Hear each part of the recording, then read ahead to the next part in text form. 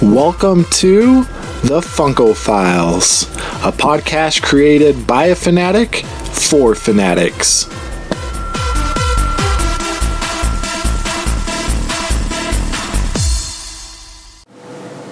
Hey, what's up, everyone? Thank you for tuning in to the first episode of the Funko Files. This is a podcast dedicated strictly to Funko products, and Funko fanatics. I'm your host, Austin. You might also know me as Agent AA Toys if you follow my Instagram, Facebook, or YouTube. You'll also know me if you're a member on the Funko Fanatic forum. I'm on there simply as Agent AA. So this is the very first episode of the podcast. I'm super stoked and excited to finally jumpstart this thing.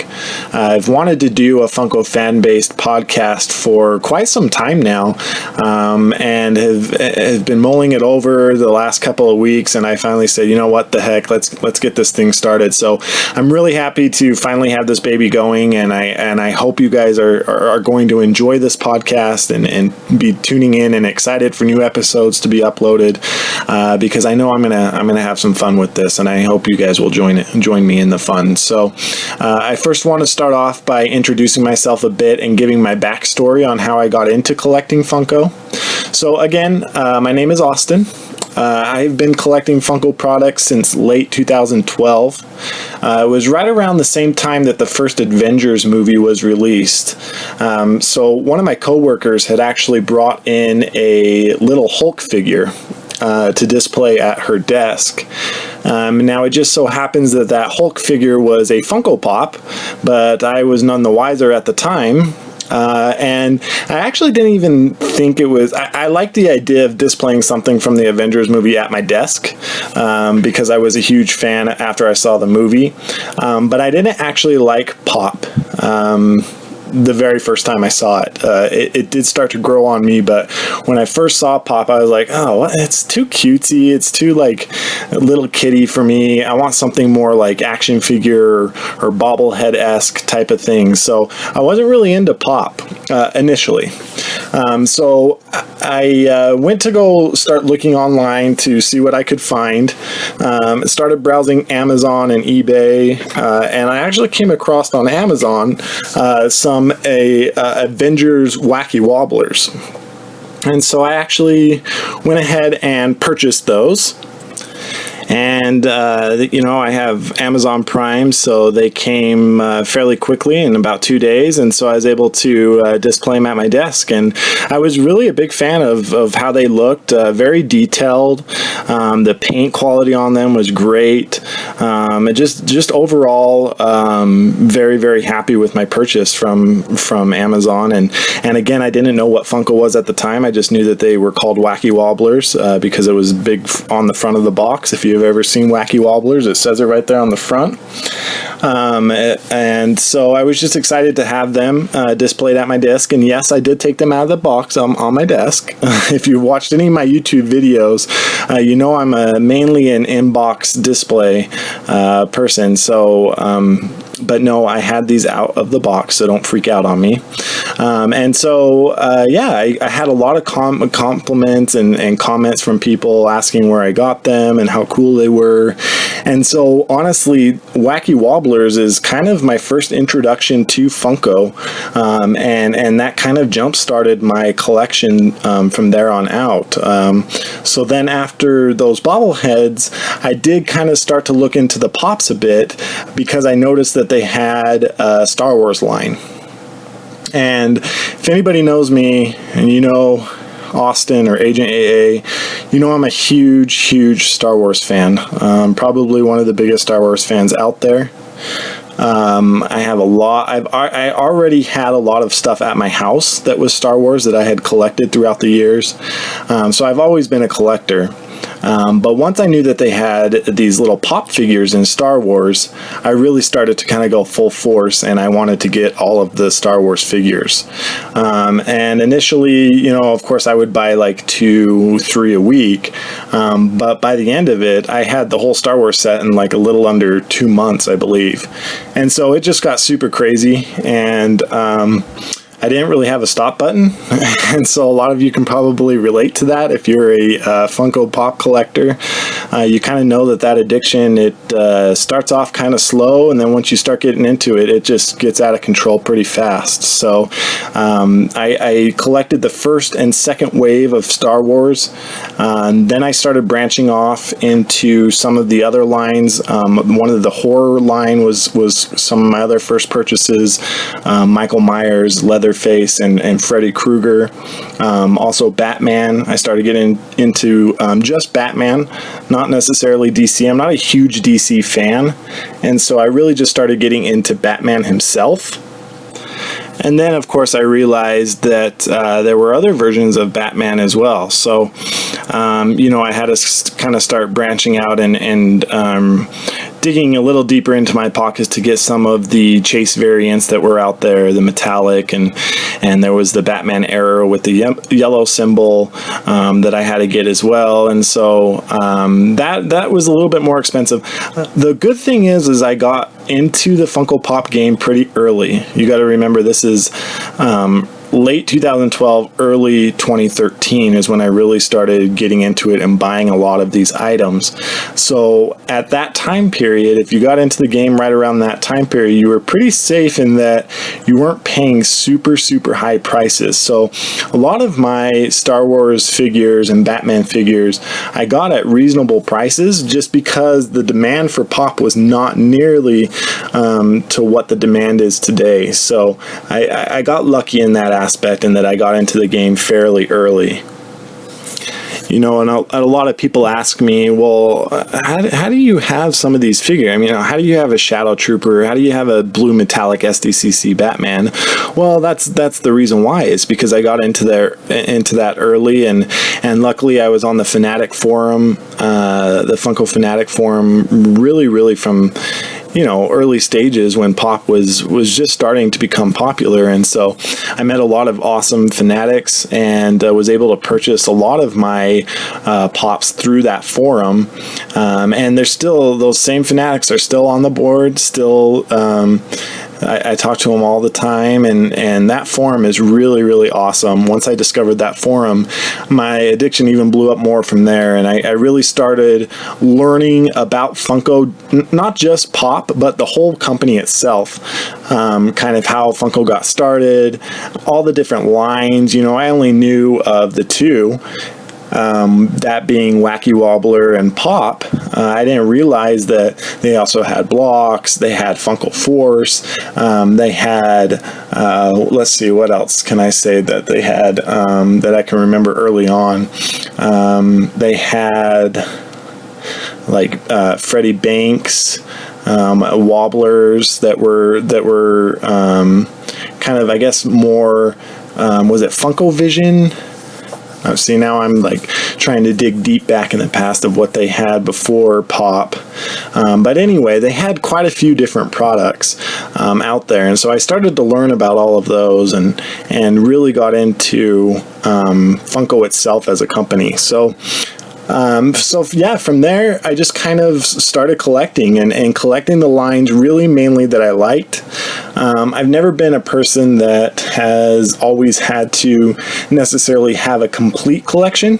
I more of just go after the ones that I really want and that I really think are pretty cool looking Pops and that fit what I've always grown up with and what have always been kind of my go-to characters. So fast forward to now we're in 2016, and I have just hit the 300 mark on Pops. So I have just over 300. I think I counted 302 Pops. Now that is both Pop mini figures and just regular size Pop and the 6-inch, but it's just Pop in general. So about 302 Pops. I have 8 Wacky Wobblers. I still have the original 5 Avenger ones that I purchased. I still have those. I'll never sell them just because they were my first Funko product.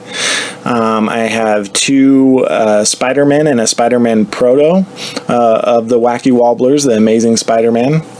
I have 3 Dorbs currently, and that's one of the newer lines that Funko started. I believe last year was the first opening year for the Dorb line. So I have 3 of those. Now the Dorbs I'm not into too much because again, it's kind of my same perception that I have with Pops, and so maybe it'll be the same thing as Pops and I'll eventually get them. But right now they're just, again, a little too cutesy for me. Even more so than Pops now, because even like Michael Myers, at least in a Pop version, he still looks like Michael Myers. In the Dorb version, he just looks like a little like anime character that's not even, you know, frightening at all. So I don't know. I'm not sold on the Dorbs line just yet. I mean, I do have a few, and I do kind of like them. I really like the display and the box that they're in. I think they look sharp in those boxes. But yeah, so I only have 3 Dorbs. I have 3 monster mashups. They're the Star Wars monster mashups. If you haven't checked those out, go look at and Google them. They're really, really cool. I have 6 mini Star Wars bobblehead figures. I have 16 Hikari figures, 1 Funko Force figure, and we'll get into some of these lines in later episodes. And then I also have 6 Protos, 4 of them being Pops and 2 of them being Wobblers. So that is what my Funko collection exists currently today. I actually already have 2 Hikari on order and about 5 or 6 Pops on order. So of course my collection is still growing and continues to grow. Now most of my collection, if you've seen my YouTube videos, which I definitely recommend checking out because I have a lot of my collection on there. Most of my collection I have in my office, and I'm a lucky person in that I have a whole room to dedicate to my Funko products. So I know a lot of people don't. They live in, you know, a small space or small apartments, or they just have their bedroom. So I know that I do feel lucky in the fact that I have a whole room that I can dedicate. And actually I've kind of, and my wife hates me for it, but I've kind of gone out into the hallway and into our living room too. So it's kind of, it's getting to the point where I'm running out of space. And so I'm either going to have to be creative in how I store them, maybe start taking some more of my Pops out of their boxes, because I am an in-box display guy, so all of my Pops are displayed in their box. Now I shouldn't say all of them, because that's not true. I do have some out, like I'm staring at Gold Smog right now, and he's out of his box. My Hulkbuster is out of his box. I really like the 6 inches displayed out of their box. I think they look cool. It really does. A lot of the cool detailed ones I like to display out of the box because you don't get that full effect if they're inside the box. But a lot of people ask me, you know, how come you don't free them from their plastic prisons? Why do you keep them in their boxes? And my answer to them is I just like the way they look displayed in their box. I really do. I think they look really neat. I love the artwork on the Pop boxes. I think Funko did. I think the designers at Funko knocked it out of the park when they designed these Pop boxes. And so I just kind of like the way they look. That's really my honest answer. And so I say, you know, display them however you want, in the box, out of the box. I think they look great either way. And so, yeah, so that is what my display looks like as far as my Funko collection goes. Again, I will be posting on my YouTube channel. You can find it, Agent AA Toys.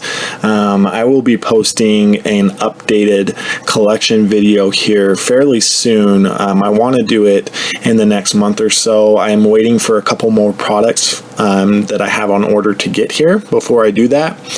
Mainly the second wave of Star Wars that was just released, and a couple of my G.I. Joe Pops that I've had on order for quite some time that are finally shipping out to me. So once I have those, I think I'll be ready to go ahead and do another collection video. Now, if you go on there, I do have some earlier collection videos, but they're already about a year old, and I've already added probably, I don't want to say double, but I've added quite a few more products since then. So my collection is completely different. My room and my layout's completely different. I've added about probably 8 or 9 more shelves since then as well. So my walls in my office, literally, people are like just shelves. So when I move out of this house, if we move out of this house, it will literally be holes in the wall everywhere, and they'll wonder what happened and if we had like a BB gun fight in here, because there will be holes everywhere in these walls. So because I've put so many shelves up on these walls, they're literally walls of shelves and shelves on walls. It's like a Dr. Seuss rhyme.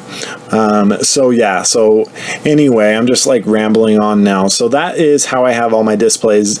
Check out my YouTube, because I will be putting it actually on video so you can see what my collection room looks like, and kind of how many pops and what I've added, and all of the cool things that I have. So that is kind of my backstory on how I got started in Funko. So what I kind of like to do next on the podcast is kind of go over the new releases that just happened this week or that are upcoming here in the next week or two.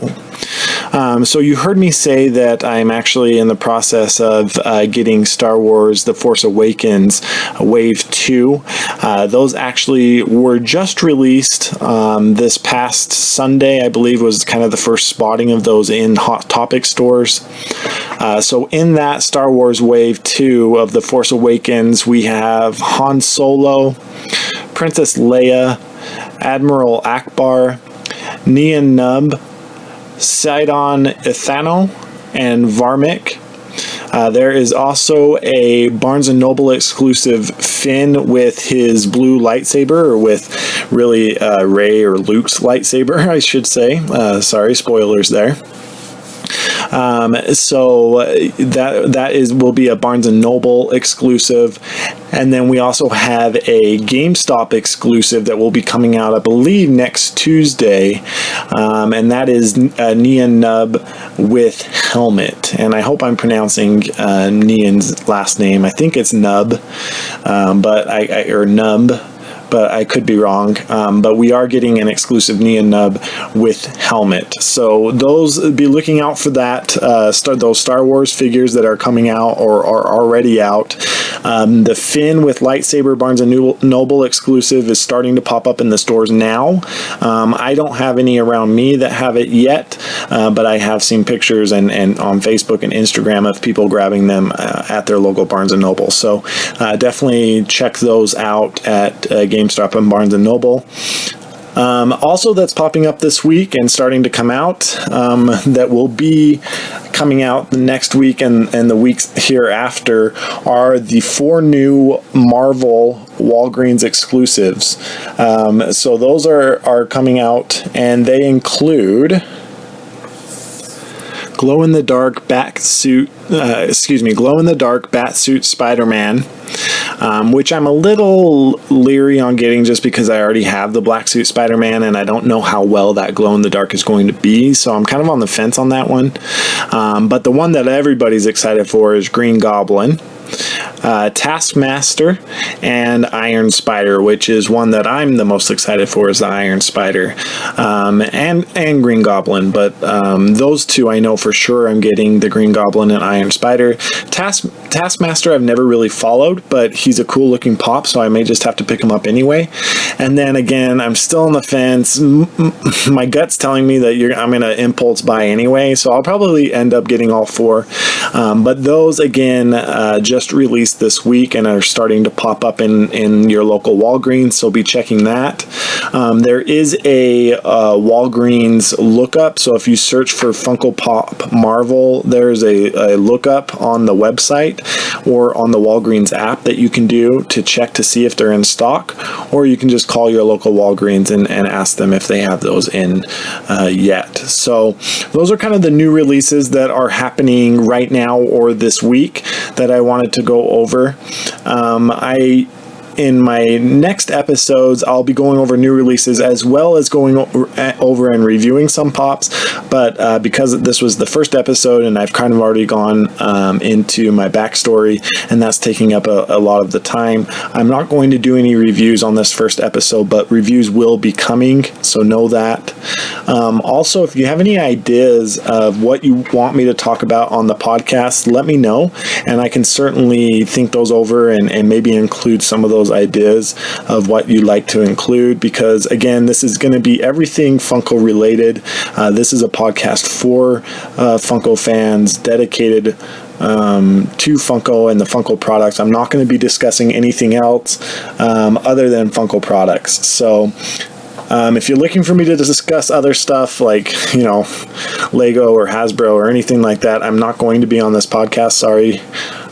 If you want to see that type of stuff, go to my YouTube channel, because I do everything on there, not just Funko. But this is going to be a podcast dedicated directly for Funko products. So I kind of like to leave you guys on the last part of every episode. I'm going to do a Funko fact, or as I like to call them, an FF. So let's go ahead and do our very first FF. So did you know that Funko was founded as a bobblehead company in the year 1998? The founder was Mike Becker. In 2005, Becker sold Funko to its current CEO and beloved Brian Mariotti. And so he is the one now that owns Funko. So if you know Brian or have seen him at Fun Days or have watched any YouTube videos, he's the kind of the head honcho at Funko and the guy that makes everybody happy and is just a really nice guy from what I can tell from videos that I've seen of him, interviews that I've seen of him. He just seems like a really down-to-earth, cool guy. I would love to meet him one day. Hopefully I can attend my first Fun Days. I'm still planning to go. I haven't been to one yet. I'll get into Fun Days and what that is in future episodes as well, especially as it starts to get closer. But Fun Days is around SDCC time, usually in the later part of July. And so I'll get into that, but he looks like a really nice and down-to-earth guy, so excited to maybe one day meet him. So, all right, guys, that is it for this episode.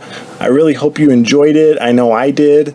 Please comment, share, download, but most of all, have fun. Agent AA out.